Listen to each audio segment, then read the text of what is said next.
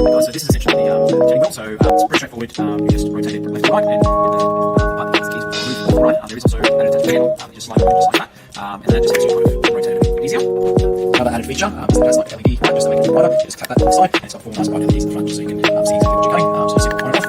That's it there. Another feature of this one is both mains and battery operated. So to plug into mains, you just simply plug in just like so.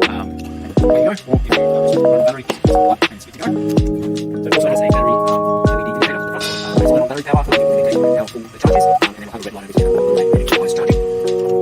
Also, this is a way that we hold electric keys. So the keys just go in like this. For domestic keys, ideally you can use side plate. That's used for this one. You can move it by just pulling towards you and then rotating. This A, B, C, and D side as well. You just change the keys. Most domestic keys we use this side. Raise this little thing here. That's going to show one, so it will stay in place.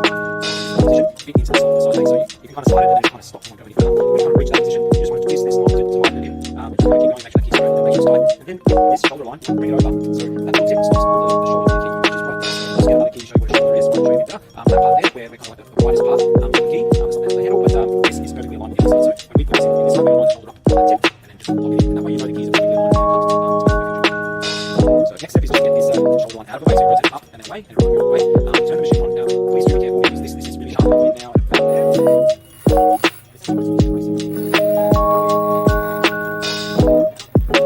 if you look at the purple one now, you'll kind of notice that it's cut that exact same line from the purple one to the